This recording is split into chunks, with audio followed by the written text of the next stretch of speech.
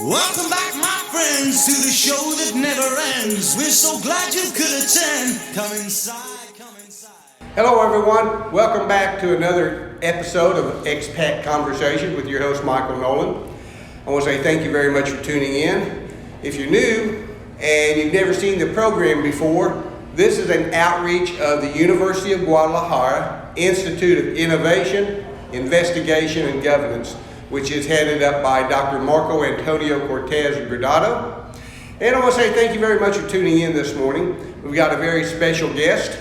But before I introduce my guest, I want to thank very much the Marriott here in Puerto Vallarta. This is a new location for the show. For a week, we're here in Puerto Vallarta doing 5 or 6 interviews, and so it's glad to be back home and interviewing people here in the beautiful Bay of Banderas. And of course, we're here at the beautiful Marriott Resort and Hotel. So if you are coming to Puerto Vallarta and you need a beautiful place to stay, the Marriott's it. I want to say thank you very much to my guests today. Would you please introduce yourself? Hello, my name is Sandra Stoltz. I am a Canadian expat living in Puerto Vallarta since September of 2011. And I am a member of the Rotary Club Puerto Vallarta South here in Puerto Vallarta. I've been a member here since we moved to Puerto Vallarta in 2011. I was a Rotarian in Canada for 2 years before moving here, and I have been very involved in my time with this club in various programs, and in July I completed my year as the president of this Rotary Club. As you know, I've done the Rotary Club at Lakeside, around Lake Chapala, and the Sunrise Club is what they're called. Here it's Rotary Club South. Yes. Puerto Vallarta is quite a bit larger, has a lot more expats than the Lakeside area. So there's 3 or 4 clubs, am I correct, in the Bay of Banderas area? I believe we are currently 4 clubs in this area. But you all are the largest, and in my history with you all, the most ambitious. You do more service projects. You do an awful lot of great things. If you would update us, let's go backwards in time and talk about some of the projects. I know you've been very, very active in water filtration systems. Yes. I also know you've always had a lot of international students, exchange students, come and stay with Rotary members for 6 months or a year. Yes. I've met several of them and had them on my radio show from time to time. And there's many other projects that you all do that I'm not aware of. I know Art Fullerton has a program to where he has gotten a lot of industrial sewing machines, and they're making uniforms and things like that for the schools, for different organizations. So, and I'm just touching the tip of the iceberg. If you don't mind, please kind of talk a little bit about the history of the club. Like you said, you've been here since 2011, but the club's been around quite a bit.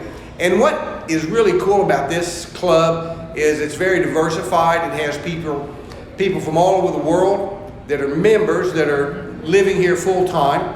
As she mentioned, Canada, we have some Europeans. We have a lady from New Zealand that lives here full time. We have Americans, of course, Mexicans. And the neat thing about this club that is kind of unique, I think, because Puerto Vallarta is such a tourist place, there's always visitors from all over the world. And I know they usually bring a flag or something, or a banda, and they trade. I'm from Seattle, I'm from Taiwan, I'm from wherever. And that was always interesting to me to hear the story of the people from different places in the world. So I've said a lot. I'm going to be quiet for a little while, which is awful hard for me to do, as everybody knows. And just let you talk about the Rotary Club here in Puerto Vallarta. All right, thank you, Michael. Well, the Rotary Club here in Puerto Vallarta was, at least this particular club, was chartered in the mid-1980s. So we will be turning 37 in June of this year. And we still do have 3 of the original founding members as members of our club. They have been past presidents several times over. We are approximately 35 members, and as Michael mentioned, we're a mix of Mexican nationals as well as citizens from other parts of the world who live here full time. So we're a very diverse cultural club. The club has a number of ongoing programs, and I will touch on them briefly because I understand we do have a time limit, and I want to give Michael the chance to talk a little bit more again before the end of the show. I've got all day to talk. One of the oldest programs that our club has run since about the mid-1990s is what we call the Beckus program, which is a individual scholarship program.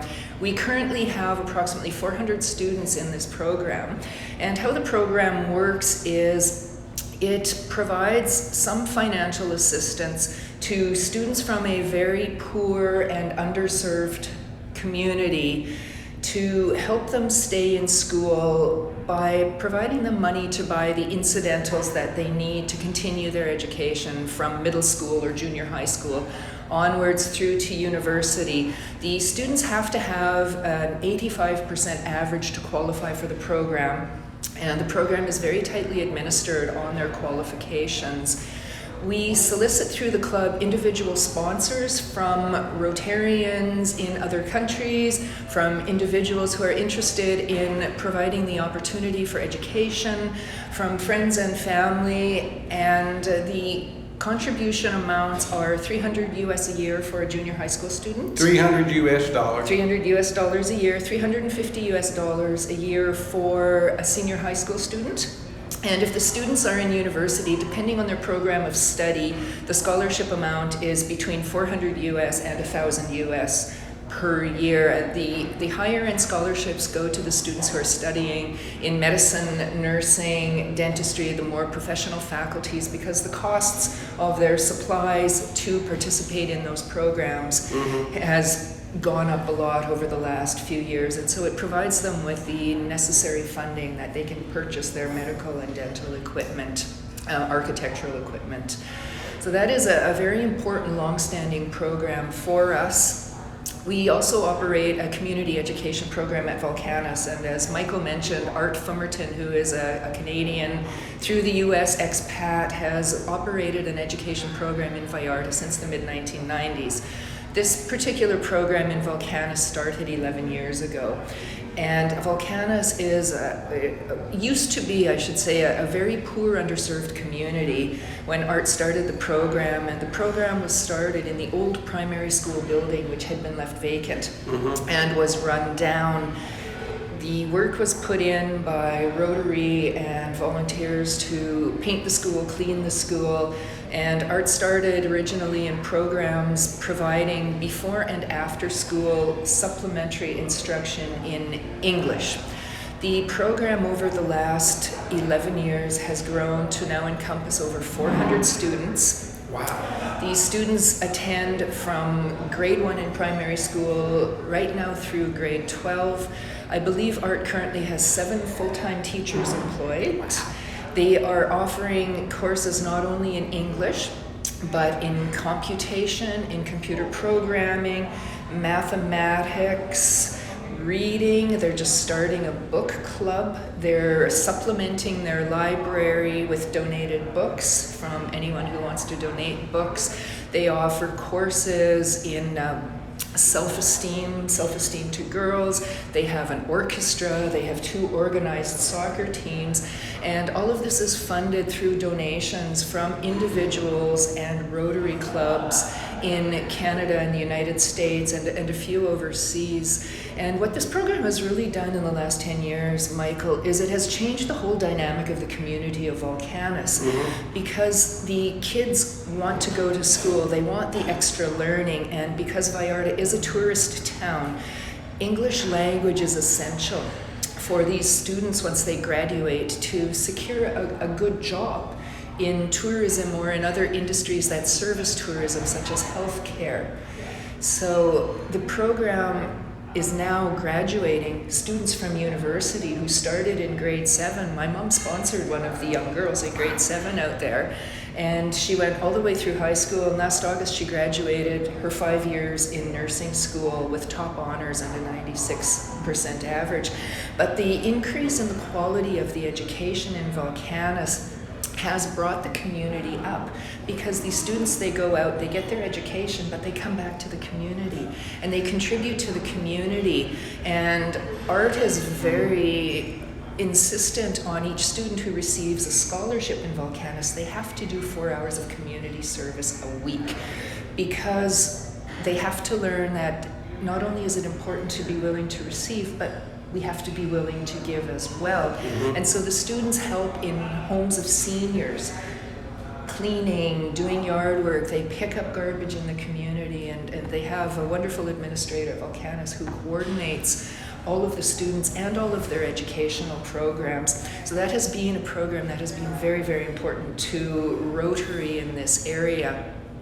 You mentioned my involvement in our water filter program, and it's a program my husband, who's also a Rotarian, and I started in 2012. And in the time that we've done the program, we've fundraised probably $300,000 $300,000 to purchase Wow. individual water filters, and we've donated filters. The last count, I believe, was around 4,500 water filters to the benefit of close to 20,000 people. And how this program works is we do fundraising, we participate in Rotary grants, either at a district level or an international level. And we purchase the water filters through a company called Sawyer in the United States. Sawyer makes a filter, and it's about this big.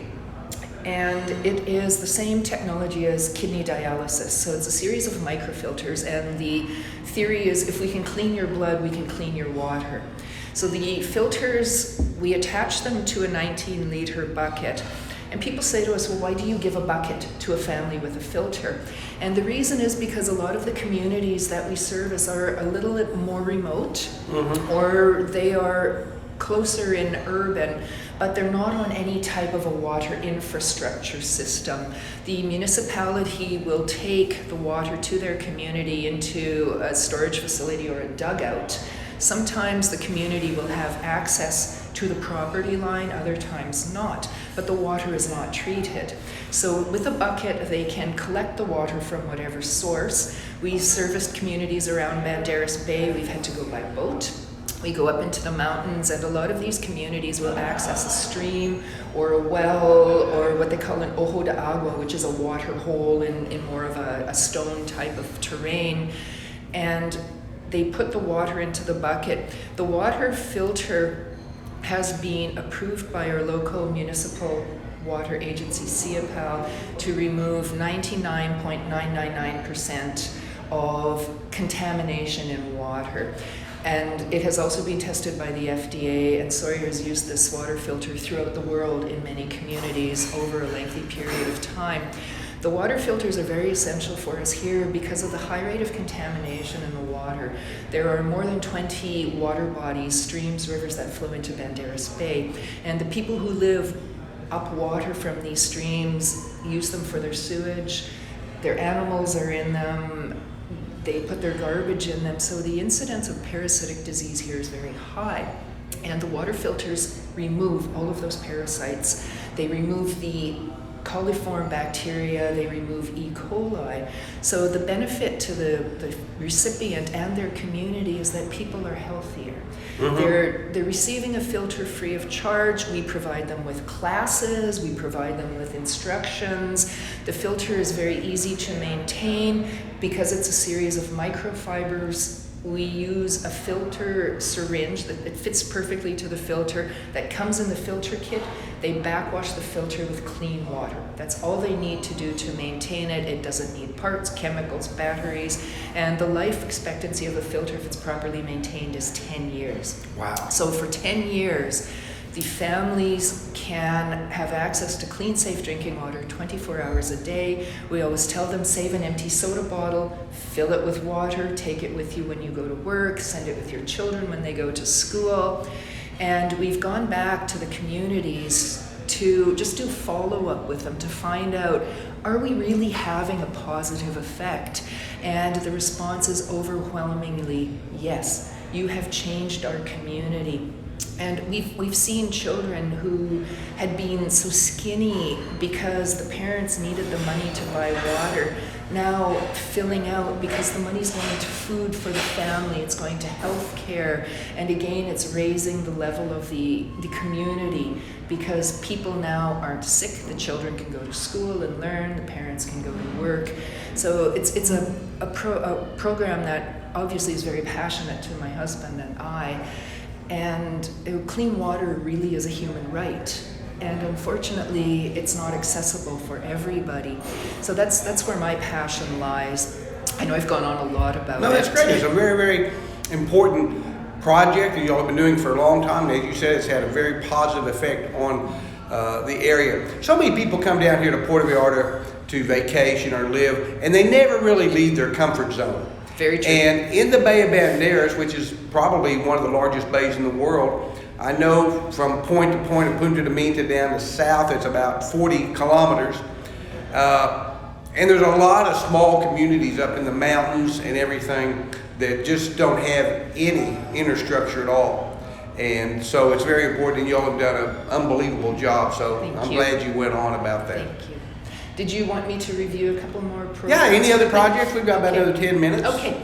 We do have a community kitchen in a colonia here called Magisterio, which used to be near to the location of the former garbage dump. The garbage dump was moved many years ago. But our club member Jorge Zambrano, who is the owner and operator of Andale's Restaurant downtown here in Puerto Vallarta, a very, very popular destination, yes, it is. Daytime and nighttime. He started a program approximately 18 years ago where his restaurant prepares food and delivers it out to a building we call the community kitchen at the Colonia Magisterio once a week to serve fresh, hot, prepared food to the families who live in that community, which is another underserved community. And right now we are in the process of putting together the architectural plans and fundraising to construct an albergue, or a shelter, which will be open to people who have family members that need to come into the regional hospital. Right near, about 2 blocks from where we serve the lunches, there's a very large hospital, the Regional Hospital of Puerto Vallarta, and it serves not just Puerto Vallarta, but all of the surrounding communities. So anybody from the communities we've mentioned, whether they're around Banderas Bay or up in the mountains, if they have a family member in need of medical care, they have to come into the regional hospital. And a lot of times the whole family has to come. They don't have the money to pay for a hotel. They don't have the money to eat, so they sleep on the streets or they sleep in their car. And our junior clubs, our Rotary Club, our Rotary Kids Club, they will do fundraising to make sandwiches to take out and give to the people from time to time. But what the shelter's purpose is to provide overnight accommodation, free of charge, or for whatever small amount an honorarium the people can pay. So we've got a couple of architects and engineers who are members of our Rotary Club, and they're actually meeting today after a formal meeting to start discussing putting in place a process for soliciting funds and starting the construction. We're initially looking at using the existing kitchen facility as the kitchen to service the program, and building a dormitory for 30 men and 30 women plus children, access to showers and bathing, and then the ability to come in and stay overnight, get cleaned up, and serve them a breakfast in the morning. So that's another large program we're looking at putting in place to help this other underserved community and the people who need the medical care but don't have the availability of funds to actually be dignified in waiting for their loved one while the loved one is receiving care. Our club for many years has operated an eye surgery program, and we have a club member, Dr. Jaime Miramontes, who is an ophthalmologist and an eye surgeon. He very kindly donates his time to perform the surgeries, and we fundraise for these surgeries. Again, a lot of the people fall through the public service cracks. They don't pay into the public medical system. And they're sort of from, again, communities that are outlying and not really having access to many of the public services. So Dr. Miramontes donates his time to examine the patients, and when we are able to get funding for a surgery, he will do the surgery, and what we need to pay through our Rotary Club is the actual cost of the hospital facility. And then if they need cataract surgery, we pay for the replacement lenses. And he's been operating this program for probably 8 or 9 years now, providing medical care to children. I think the youngest child he operated was 9 months old, all the way through seniors. We have a formal orchestra program through UNIVA, one of the private universities here, and that program was started probably about 11 years ago. And it is funded through Rotary or individual donations for the purchase of instruments or the donation of instruments. And the instructors at UNIVA, the music instructors, donate their time to teach the students how to play music. So what has been found over the years through studies is that giving kids music or art and taking them off the street gives them another avenue of interest instead of roaming the streets and getting into vandalism or goodness knows what else. Graffiti, maybe drugs, maybe alcohol, maybe theft. The kids get involved in playing an instrument and they realize that they have an ability or an aptitude, or they just plain enjoy it. And there's no limitation on how good somebody has to play their instrument, just that they come out and participate and be passionate.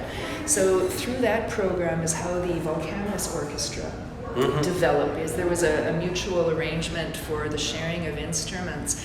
And I think that basically covers up most of our long-term ongoing programs. We do different projects from time to time. We're currently working on a program to bring in 280 wheelchairs, working in conjunction with the Rotary Club of Santa Barbara and a wheelchair foundation in the United States. And we've finally just finished raising all the funding we need for that. So we'll start working on getting the container of the wheelchairs here. Hopefully it will be here in about 4 months. And we can distribute wheelchairs to people who need the mobility. Some of them can't even get out of bed, and their family members need to be there to care for them. So we're going to give them that dignity to their life as well. So we're open, we're flexible. We do a lot in the community when the need arises. We always try to come up with ways that we can serve. Well, you're speaking about the wheelchairs. There's a gentleman here that's a paraplegic, and he takes old wheelchairs that have been thrown away or somebody doesn't, and he repairs them totally and then gives them to someone in need. And there's so many people down here that really help in so many ways. And I just want to say the Rotary Club here, as I mentioned, is very diversified, people from all over the world. And a lot of Rotarians are coming down here for vacation. The club meets every Thursday at 9 o'clock at the Marriott Hotel and Resort, where we're here at today. So if you're an expat, you're listening to the show from wherever, you're going to be in the Puerto Vallarta area, please take a couple hours out of your time, come over here. The food, they have a breakfast. Every Rotary Club I ever go to has food involved. So I'm not sure, I think it might just be an eating club. But this food here is really great. But out of all the Rotary clubs I know around the world, which are quite a few, this one really goes above and beyond. You mentioned Jorge Zambrano. He's former president. He's a Mexican man that owns Andale's restaurant, where we're going to be filming later on today. Great place, but we'll talk more about that later. But this Rotary Club, if you're coming down here on vacation, please be sure to come, attend the meeting. You'll have a lot of fun. If you're not coming down here on vacation and you're Rotarian from anywhere else in the world and you're watching the program, please send some funding down here. If your club is looking for another organization to help out, here in Mexico, the Rotary Club South or Sur helps so many people down here that are underprivileged. They don't have the benefits that a lot of different city clubs have. And so throw some money down this way. If you have wheelchairs, if you have medical supplies, if you have anything that you think might be beneficial from what she talked about this morning. Used laptop computers. Used computers. I know at one time you had a man repairing those. Yeah, we still do. How are they going to contact you? Can you give out a contact we have an name for the or contact information so they can get a hold of you all and donate? We have an English language website, www.vallartasur.com. And Sur is S-U-R. S-U-R. It's www.vallartasur.com. And we have information about our ongoing programs on that website, about our meeting times, about some of the other programs with which we've been involved, and there's also a contact form on that website. Fabulous. Well, I want to say thank you very much, first of all, for your time this morning. Thank you very much for everything that you do personally, and your husband. We can't leave him out. He's a cog. He's in the middle of the cog there. He does a great, great job. And I had the honor to have both of you on my radio show back in the radio days. Yes. Back before video killed the radio star. And then the club itself, from Jorge Zambrano to the current president, to everybody, yourself, past presidents, and all the members that are permanent here, but the ones that come and go, the snowbirds as we call them, and then all the visitors. I don't think I've ever been to a meeting here that's one or two visitors from somewhere around the world. So this is really, really an important club. They do a lot for so many of the underprivileged people in this Bay of Banderas area, and they're going to continue to do it. Every time I come, I'm surprised what new projects you're working on and how successful the other ones have been. So keep up the good work. Thank you so much. It's been an absolute pleasure to be here. Well, thank you. Thank you for the opportunity to share information about our club and about the work we do in the community. Well, thank you very much. I appreciate your time. Okay, we're going to close out this episode of Expat Conversation with Michael Nolen. I want to say thank you for tuning in. And please, this is through the University of Guadalajara. It's an outreach to try and help the expat community and anybody else that wants to listen to the program.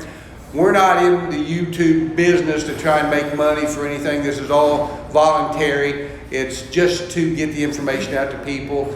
So that being said, I do want you to like the program. I want you to share the program with all of your friends. If it's, someone's a Rotarian from anywhere in the world, please tell them what the link is for this particular show and have them watch the other ones. So we appreciate it. We'll say thank you very much, and we'll see you on the next episode.